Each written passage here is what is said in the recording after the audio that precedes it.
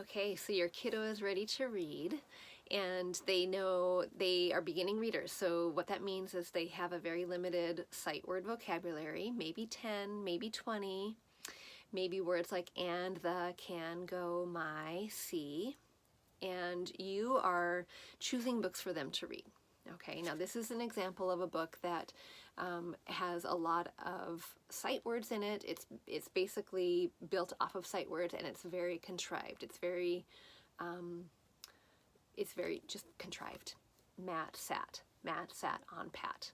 A lot of repetition, but it's not authentic.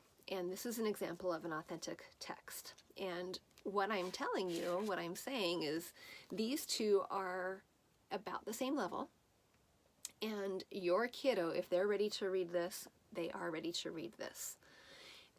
And that might seem intimidating. That might seem really intimidating to think, well, how can my kid read push or pull if they only know the words at, the, can, see? And they can.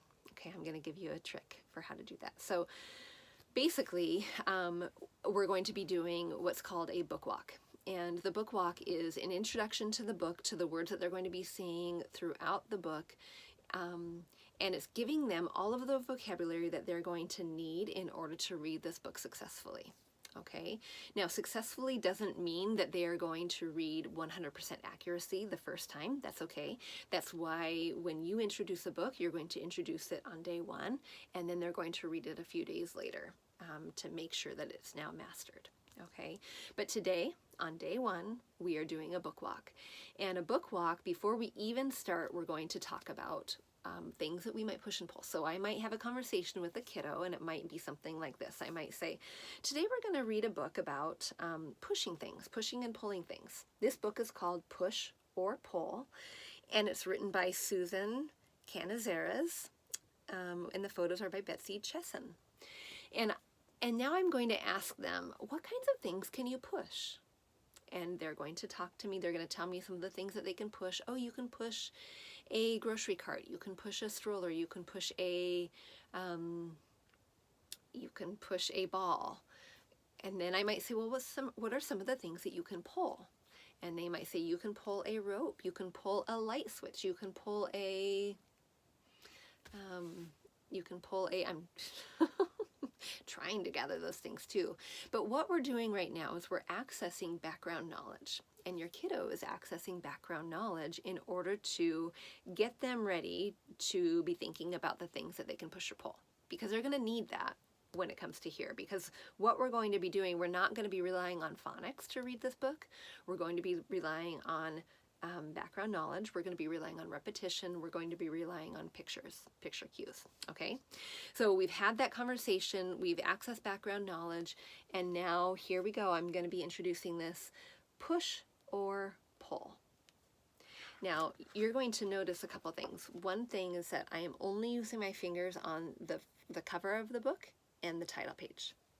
Push or pull. And I'm going to even tell my reader, okay, get your hands out. I don't want you to be following along with the words. I want you to be just looking at the pictures. Usually that's enough, but if you need to, get a piece of paper, cover it up, okay? But you are going to be talking about the words that are on the page, and you're not giving if any extra info, it's very, very few, very little. In fact, I would say don't give any extra words that are not on the page, okay? Push and pull. And I'm going to let them take a peek for a second, really see what's happening on the page. Push a swing. Push a lawnmower. Pull a wagon. Pull a bow. And you can see I'm literally not putting any extra words onto, I'm not saying anything extra, because when it's time for the kiddo to read, they're going to take what they've learned, they're going to remember that too, and they're going to be able to read it and match it with the picture. Push a stroller. Push a button.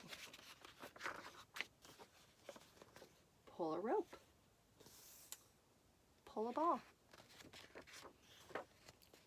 push and pull. Push or pull. And then I might say, well, what do you think they're doing? Are they pushing or are they pulling? And that's that. Okay, now it's your turn. And when it's their turn, I am going to say, get your finger ready, because we always read, we want to match one-to-one correspondence, one word to one word that they're pointing at to one word that they're saying. And if that doesn't match up, I'm going to redirect. Okay, push or pull. Now it's their turn.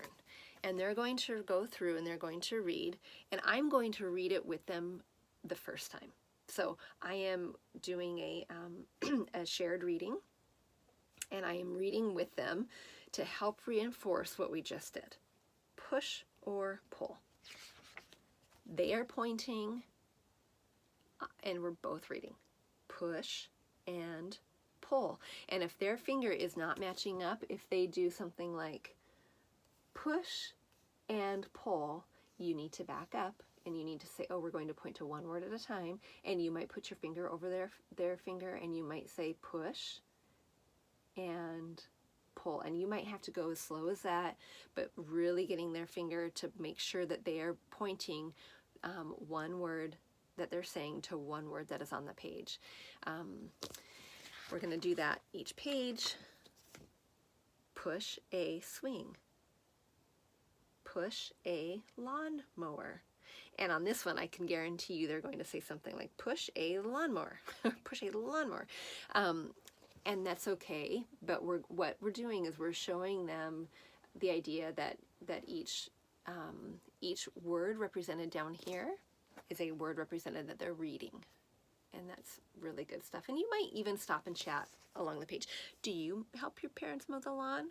Not yet. How old do you think you'll be when you mow a lawn? And that's okay to now have the conversation as you're reading, but not during the book walk. Okay? When you're done reading it, they are not going to be 100% proficient probably on the first time. If they are, awesome. They're ready for the next one. If they are not, then this is the first thing you read the next day. You pull it out during your reading lesson, and you go through it together one time, and then you have them read it independently one time. And then it goes into their book bag. And we're going to be talking about book bags later, okay? And that will be then something that they refer to every other day or every day after that, and it becomes more and more familiar. And then the chances are that when they've read this word push, they're going to be able to see the push in another text later down the road, okay? Yeah, so we're going to do another one.